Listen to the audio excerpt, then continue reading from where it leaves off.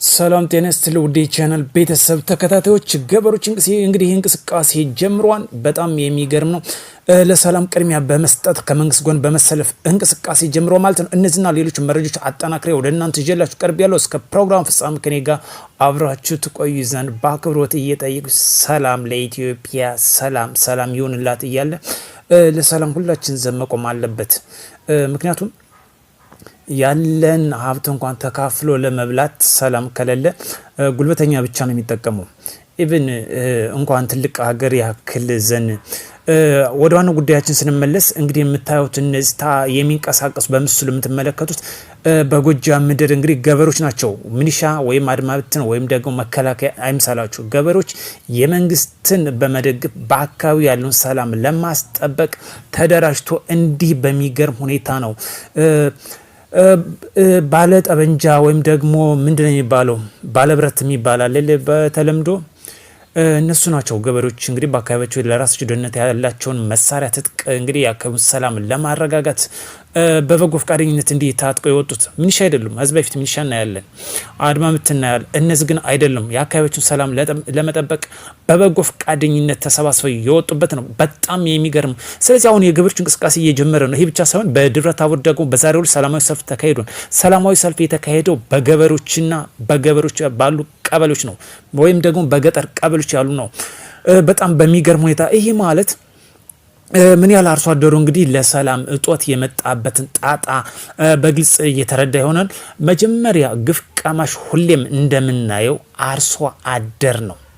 ሁሌም ከመስዋዕት ጀምሮ ግፍ ቀማሽ አርሶ አደርና የአርሶ አደር ቤተሰብ ነው።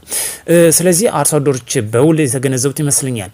አሁን ለሰላም ቅድሚያ በመስጠት እንዲህ ግልብጥ ብሎ የወጡት እንኳን በደህና መጣችሁ እያልነኛም ከብዙሃኑ ከኢትዮጵያ ሕዝብ ጎን መሰለፍ አለብን እላለሁ። ወንድሞቻችንም ቀሪ ይህም በውል ተገንዝበው የሕዝብ ጥያቄ ብለው እንደወጡት ሕዝብ እንዳልተቀበላቸው በመረዳት ቅድሚያ ለሰላም ሰጠው እንዲገቡ መልእክታችንን ማስተላለፍ እንፈልጋለን ማለት ነው። ከዚህ ጋር አያይዘን በተለይ በደብረ ታቦር ከተማ አስተዳደርና እንዲሁም በገጠር ቀበሌዎች እንግዲህ የተወጣጡ የመንግስትን ድጋፍ ዛሬ ሲያስተጋቡ አርፍደዋል ማለት ነው። እጅግ የሚገርም ነው። በተለይ ገበሬዎች ናቸው። ዛሬ እንቅስቃሴው የገበሬዎች እንቅስቃሴ ነው። ደርግን የሚጣል እኮ የገበሬ እንቅስቃሴ ነው። ዛሬ ያወገዘው ፋኖንም የገበሬ እንቅስቃሴ ነው። በቃ አሁን እያየን ያለ ይሄ ነው።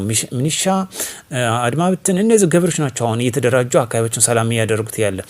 ስለዚህ ዛሬ ደግሞ አርሶ አደሮች ገበሬዎች እንግዲህ በመደራጀት የመንግስት ለሰላም ዘብ ቅድሚያ ለሰላም በመስጠት ለሰላማዊ ሰልፍ ወጧ ማለት። በተለይ ይሄ ሰላማዊ ሰልፍ የተዘጋጀው በገበሬዎችና በከተማ አስተዳደሩ በኩል ነው።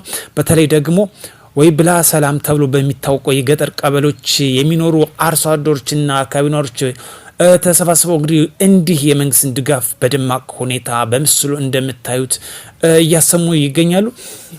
ስለዚህ ቅድሚያ ሰላም ይሻላል በማለት ለሰላም እየሰጡ የተለያዩ መፈክሮችን ዘው ለመንግስት ድጋፍ እየሰጡ ነው። ባይዘው በጣም ከሚገርመው በኢትዮጵያ የመጀመሪያ ግፍ ቀማሽ አርሶ አደሩ ነው። የመጨረሻ ፖይንት የሚያገኘው የከተማ ነዋሪው ነው። ለምሳሌ ባህር ዳር የሚቆጣጠር አንድ ኃይል ቢነሳ መጀመሪያ መነሻውን ቤዝ የሚያደርገው አርሶ አደሩ ላይ ነው። ስለዚህ ሁሉ ነገር ከግብር ከስንቅ ኤቭሪቲንግ የሚያገኘው ከአርሶ አደሩ። ስለዚህ አርሶ አደሩ የከፈለው ዋጋ አርሶ አደሩ በደንብ ተገንዝቦታን ያውቃል። ስለዚህ ሰላም ለኢትዮጵያ ይሁን ለሀገራችን እያለ አዲስ ሆናችሁ ሰብስክራይብ በማድረግ ቤተሰብ ተሆኑ ዘንድ በአክብሮት እንጠይቃለን ማለት ነው። እጅግ እንደዚህ ዕለታዊና ትኩስ መረጃዎች እንዲደርሷቸው በዛሬው ዕለት እንግዲህ በጎጃም ላይ አሁን ያለው እንቅስቃሴ እጅግ የማይመለስን የማይቀለበስ ሁኔታ ነው እየተመለከትን ያለ ነው።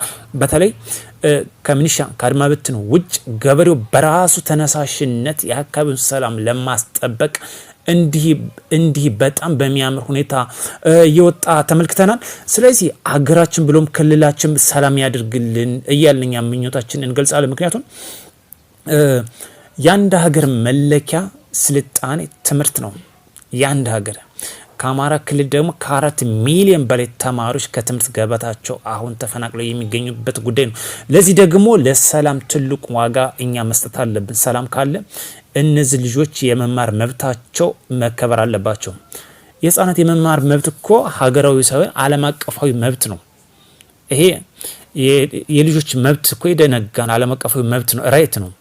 ስለዚህ ለምንድን ነው ይህን እኛ ደግሞ አብረን ከልጆች ጎን መቆም አለብን። የልጅ የመማር መብቱን አንዴ ካለፈው ከየት ያገኘዋል? ልጅነት እኮ ተመልሶ አይመጣም። ስለዚህ እነዚህ ወንድሞች ደግሞ በተቃራኒው እያደረጉት ያለ ይሄን ነው። ትምህርት ቤት እንዳይማሩ ትምህርት ቤቱን ለካምፕ እያደረጉት ያለ ይሄን ነው። ስለዚህ ልጆች እንዲማሩ እኛ ከመንግስት ጎን ቁመን የመማር መብታቸው እንዲከበር ማድረግ አለብን። ጥያቄ ሌላ ጉዳይ ነው። የልጆች የመማር መብታቸው ግን ግዴታ ነው፣ መማር አለባቸው። ስለዚህ የመብታቸውን ደግሞ እኛ ማክበር አለብን። ምክንያቱም አማራ ክልል የምንቆረቆርለት ከሆነ ለስልጣኔ መሰረት ቤዝ የሆነውን የተተኪ ትውልድ የልጆች የመማር መብታቸው ግድ ማክበር አለብን። ይህ ምንም ቅድሚያ ሊሰጠው የማይገባ ከማንኛውም ሊደራደር የማይገባ ትልቅ አጀንዳ ነው። ስለዚህ ይህን ደግሞ እያደረገ ያለ ለአማራ ነጻ እናወጣለን ያሉ እየተናገሩ በተለያየ ነገር እንትን የሚሉት ይህን በአጭሩ እያስተማረን ያለ ፖይንት ነው። ስለዚህ ውድ ቻናል ቤተሰቦች ይህን በደንብ አስመር የምናየው ጉዳይ ነው። 2 ዓመት አሁን ለምሳሌ 7 ዓመት የሆነው ልጅ ዛሬ 2 ዓመት ሲደመር 9 ዓመቱ ነው። 2 ዓመት ከትምህርት ቤት ገበታው የተፈናቀለ እንቅስቃሴ ከተጀመረ 2 ዓመት ሆኖታል። 7 ዓመት የሆነው ልጅ ዛሬ 9 ዓመት ልጅ ነው። የትምህርት ምንም አያውቅም። አካዳሚካል ኤሌመንታሪ የሚባል ኬጅ የሚባል ትምህርት አያውቅም። ስለዚህ እነዚህ ልጆች ትምህርት እድሜያቸው እያለፈ ነው። የታጠቁ ወንድሞች ዛሬ ለአማራ ክልል ቆረቆራለሁ የሚለው ይህን ለምን አደረገ? እንደውም ከሚገርመኝ ትምህርት ቤታቸውን እኮ የእነሱ መኖሪያ ያደረገ ነው። ይህ ፌር ነው ወይ? ይህ በጣም የሚያሳዝን ጉዳይ ነው። ስለዚህ ለክልላችን ሰላም ብሎም ለኢትዮጵያ ሰላም እንዲሆን መንግስት ያቀረበውን መንገድ መጠቀም ትልቁ መፍትሄ ነው። በሰላማዊ መንገድ በስልጣኔ መድረስ የምንችልበት ሰላም ብቻ ሲኖር ነው። ሰላም ከማንኛውም ሪሊጂየስ ተከታይ ብንሆን የሚስማማ እንጂ የሚቃረን አይደለም። ከየትኛውም ሪሊጂየስ ሃይማኖት ተከታዮች ብንሆን ከክርስትና ጀምሮ እስከ እስልምና ብንሄድ ኢቭን እንኳን ቡዲዝም የሚባሉን ራሱ እያዩት ነበር። ቅድሚያ በዓለም ደረጃ ካስተማሩት ክርስትና ቡዲዝምና ፊሎዞፊ የሚባሉት ናቸው፣ ፈላስፎች ናቸው ስለ ሰላም ያስተማሩ።